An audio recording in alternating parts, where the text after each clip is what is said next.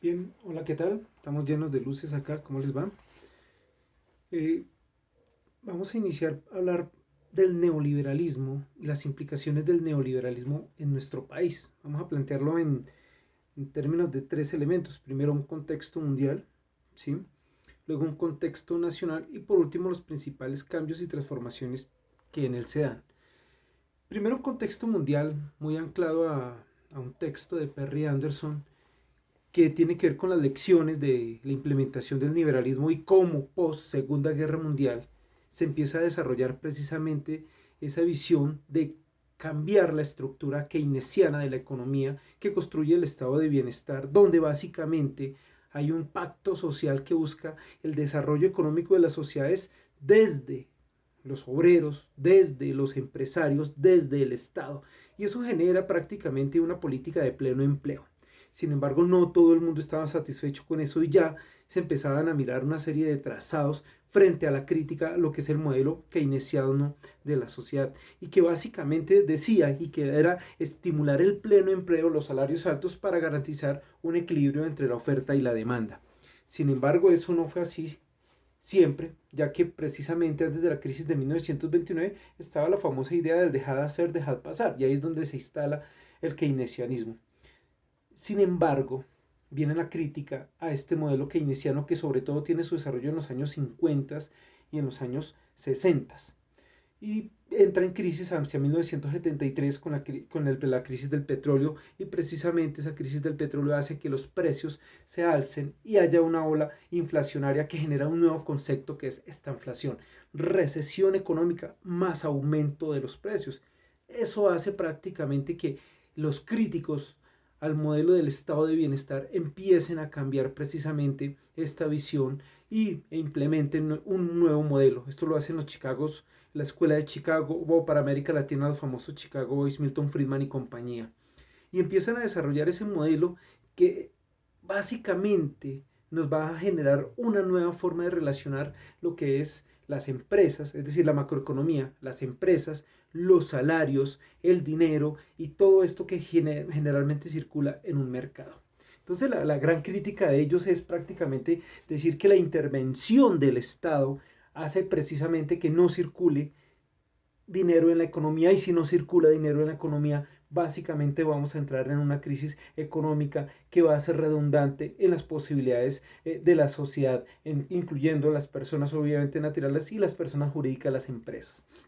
La base obviamente es el monetarismo, es decir, que lo común que circula entre el productor y el consumidor ni siquiera es la mercancía, sino es la moneda, porque la moneda vuelve y regresa nuevamente al productor. Entonces necesitamos es que agenciar que esa circulación monetaria se dé más. Entonces la teoría del valor básicamente está anclada, desarrollada a partir del modelo de la idea de que donde se debe mirar es precisamente el desarrollo de la teoría de valor en la moneda. Entonces vienen Milton Friedman y compañía, Hayek y compañía, y van a desarrollar precisamente esa teoría monetarista, esa teoría que va a ser la que va a dar vía libre a lo que nosotros consideramos como el modelo neoliberal, básicamente aquí en América como el consenso Washington, porque viene unido a las políticas de préstamos que le hacen a los estados desde el Fondo Monetario Internacional, pero estos préstamos obviamente son no concertado, sino se coloca como una serie de mmm, como que garantías. Yo te presto, pero tú tienes que cumplir con esta serie de normas y de políticas. Entonces ahí viene que a partir de los gobiernos de Margaret Thatcher y Ronald Reagan empieza la implementación de esto en el mundo y en América Latina con la dictadura de Augusto Pinochet y vienen la famosa Chicago Boys, que son economistas que estudian en Chicago y que básicamente toman los postulados de ellos y empieza a implementarse en América Latina y en el mundo. Pero en Colombia la coyuntura se va a desarrollar con la crisis que se da en los 80, que es una crisis de los mercados, una crisis del modelo económico y obviamente la crisis social y la crisis derivada prácticamente del conflicto armado, de la pobreza, y se cambia el marco constitucional y viene la constitución del 91, que ahí es donde este es el segundo elemento, que es el contexto nuestro, y empieza a hablarse precisamente de un nuevo marco legal, un nuevo marco constitucional. Viene la toma del Palacio de Justicia, vienen los diálogos con el M-19, intentan dialogarse con el ELN y las FARC, que constituyen la coordinadora guerrillera Simón Bolívar, viene el problema con los narcotraficantes. Por eso cuando se hace la constitución de 91 hay un artículo que prohibía la extradición de los narcos a Estados Unidos. Sin embargo, eso hubo una reforma constitucional y nuevamente cambia. Entonces todo ese modelo derivado de la constitución del 86 y todo lo que decía la constitución del 86 y todo ese tipo de cosas entra en crisis. Obviamente el manejo monetario, que el manejo monetario estaba muy regulado por los intereses del gobierno, aunque hoy todavía lo hace, porque es que aparentemente la autonomía del Banco de la República te dice que el Banco de la República es autónomo de las necesidades y los manejos del gobierno. Sin embargo, quien determina quién va al Banco de la República, los directores del Banco de la República básicamente es el gobierno. Ahí hay un problema ahorita en este momento, quienes están ahí dependen mucho de la esfera del gobierno. Entonces se da la constitución del 91 y en la constitución del 91 pues miren lo chistoso, la primera parte dice que es un Estado social de derecho, entonces uno dice prima las mayorías, es un Estado que va a regular y que va a intervenir y que básicamente va a vigilar el desarrollo de esos derechos individuales, de los derechos sociales, colectivos, que está inserto dentro de la Constitución, Estado social de derecho, prima lo colectivo sobre lo individual. Pero a renglón seguido en los artículos económicos básicamente le da apertura a lo que va a ser el modelo neoliberal, y ese modelo neoliberal anclado básicamente una serie de cambios que tienen que ver básicamente con una serie de píldoras que van a hacer que cambie el modelo de desarrollo en nuestro país. Entonces, vamos a mirar cuáles son esas píldoritas de cambios y de transformaciones en el modelo de desarrollo de nuestro país. Entonces, la primera es que el Estado va a cambiar la regulación entre las empresas, entre el capital y el trabajo. Eso lo hace a partir de un nuevo marco, una nueva norma, que es la Ley 50, y que regula y básicamente deja al arbitrio del mercado la regulación de los salarios de los trabajadores colombianos. Es más, incluso aquí en el país se pagaba triple los dominicales, el nocturno empezaba a las 6 de la noche, y ahora empieza a las 10 de la noche, los dominicales ya no se van a pagar triple, sino solamente doble, y entonces eso hace que obviamente, comillas, dice que va a favorecer la generación de empleo, pero desde 1991 vamos a tener unas tasas de empleo supremamente altas, según ellos del 15, 16, 17%, pero uno mira que básicamente lo que domina es un empleo informal en el país y que obviamente favorece la acumulación de capitales de los grandes empresarios. De la Ley 50 básicamente lo que hace es una apertura al mercado laboral no regulado por el Estado, salvo el salario mínimo legal mensual vigente, sino que eso se determina por la regulación entre oferta y demanda del salario mínimo. Pero el neoliberalismo parte de un postulado, y es que obviamente hay un gran ejército de trabajadores y sobra los trabajadores, lo que hace que por exceso de trabajadores obviamente los salarios reales disminuyan, y obviamente vamos a tener la principal consecuencia es que en Colombia vamos a tener salarios bajos y obviamente ingresos bajos para la masa de trabajadores. Eso hace que Colombia junto con Haití seamos los países más desiguales en el hemisferio occidental, en toda América. Basta mirar las cifras de ingresos y el salario mínimo comparado con otros países, donde el salario mínimo colombiano históricamente desde la década de los 90 a hoy 2021 sea pírrico, sea en dólares, sea básicamente muy bajo, es un emolumento que apenas alcanza para medio subsistir, y que tenemos una serie de problemas, y hoy, aunados a la cuestión de la pandemia, hacen que entremos en una crisis económica grandísima, supremamente duro. Pero al mismo tiempo que se postula la Ley 100, el Estado empieza la Ley 50, perdón, el Estado empieza a desregularse, es decir, a no intervenir en la economía, y eso lo hace con una ola de privatizaciones que prácticamente da el mejor postor las empresas del Estado. Algunas las convierten en economía mixta, es decir, empresas del Estado y también empresas que admiten participación privada.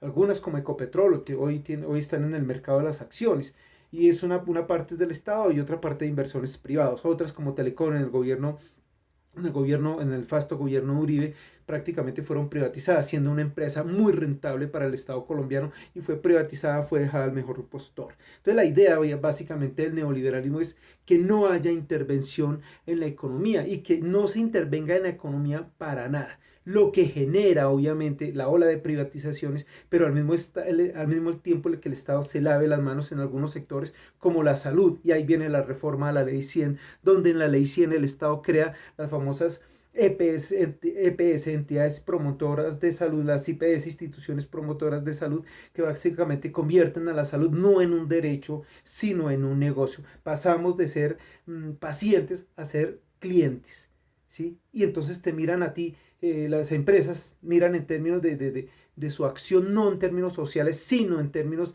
de una estabilización o una regulación económica, es decir, si son viables o no son viables económicamente, hace que finalmente que en Colombia predomine esa famosa idea del carrusel de la muerte, donde no hay atención, donde para todo nos dan acetaminofén, nos dan ibuprofeno para cualquier cosa, porque son pastillas básicamente de bajo costo que a cualquier persona se la dan, y crean el famoso POS, Plan Obligatorio de Salud. Entonces básicamente el Estado se limita en ese papel en la salud, y han intentado hacerlo obviamente en la educación. En la educación básicamente miran a ver cómo el Estado no interviene prácticamente con políticas educativas. Las pruebas a ver básicamente, las pruebas en 11 básicamente es cómo yo elimino posibles estudiantes para que ingresen a la universidad, porque el Estado básicamente no crea nuevos cupos en las universidades, y hay un problema de financiación de las universidades, y básicamente las universidades tienen que mirar a ver cómo se autofinancian para generar esos nuevos cupos o para mantener nuevos cupos.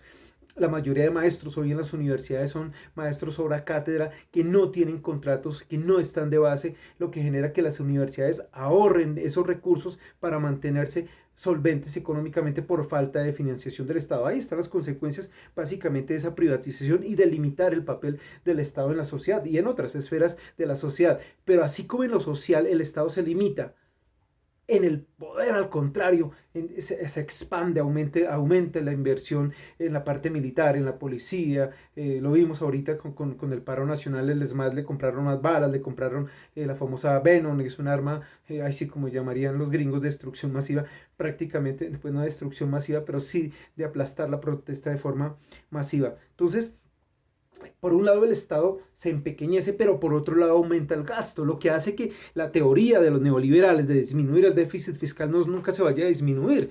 Entonces, básicamente, aquí en nuestro país ha aumentado el déficit fiscal.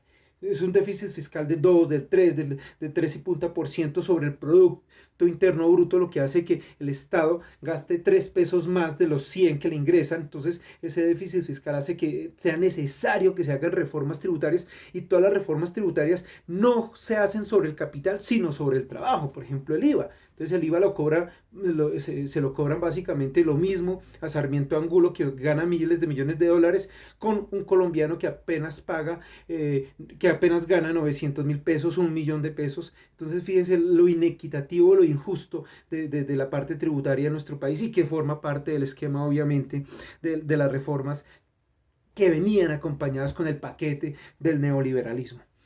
Otro elemento tiene que ver con la relación monetaria. La relación monetaria tiene que ver con el control de la inflación. Acuérdense que la inflación venía acompañada de recesión económica. Entonces ellos van a decir, bueno, hay recesión económica, hay inflación, pues entonces generemos un control monetario, y eso se hace a partir del Banco de la República, donde se privilegia no la revaluación, sino la devaluación de la moneda, comillas, para incentivar el intercambio, las fluctuaciones de bienes y servicios con los otros países, básicamente dependiendo del dólar. En otras palabras, que ganen más los que ganan en dólar y que perdamos los que ganamos en pesos. De ahí que entonces uno en los últimos 30 años vea que básicamente el peso colombiano se ha depreciado de una manera increíble, de una manera escandalosa, y que eso que nosotros estamos viviendo sea supremamente complicado para nosotros. Entonces, y sobre todo para nosotros los trabajadores. Obviamente hay otras personas que generan que sus riquezas se duplican, se triplican, y creo que los nombres de esas personas, de esos bancos y esas agrupaciones económicas, pues son claros, y sabemos quiénes son los que se aprovechan de esa riqueza. Entonces eso básicamente lo que hace es que haya una depreciación monetaria para nosotros y el manejo de la moneda atienda básicamente a la inflación. Lo mismo se ata a la inflación, por ejemplo, con la ley 142 de servicios públicos, que hace que los servicios año tras año suban. Y entonces tenemos unos servicios públicos supremamente caros. Y lo mismo, la privatización. La electricidad era de la empresa de energía de Bogotá, ahora es de Enelcodensa y eso es privado y año tras año nos cobran el servicio de la electricidad. El servicio del agua es supremamente costoso en nuestro país, pese a que en el caso de Bogotá nosotros estamos rodeados de los bellos y hermosos páramos que tenemos que cuidar y que tenemos que generar un desarrollo sostenible, pero que nos cobran el agua supremamente costosa, supremamente caro, y tiene que ver con la ley 142 que ata precisamente esto al crecimiento de la inflación. Entonces, esas son las consecuencias de las políticas neoliberales. Es decir, por un lado tenemos un Estado que te habla de derechos sociales colectivos, del medio ambiente, pero por otro lado está un Estado que te cobra, que todo lo convierte en mercancía y no en un derecho. El agua, prácticamente uno dice, el agua pues es un derecho que tenemos nosotros al agua, pero te lo convierten las empresas públicas en una mercancía porque te cobran por ella y que va subiendo de acuerdo a cómo sube la inflación. Entonces, esto es lo que está pasando con la cuestión de la implementación de las políticas neoliberales en nuestro país. Otro elemento importantísimo del neoliberalismo tiene que ver con la implementación de los tratados de libre comercio. Entonces, durante el gobierno de César Gaviria, que es donde se desarrolla el marco constitucional con la Constitución de 1991, e inmediatamente viene lo que él denomina la apertura económica. Y la apertura económica la concluye Álvaro Uribe Vélez con la firma de los tratados de libre comercio y básicamente le abre el país a los capitales y que van a ser capitales golondrinas.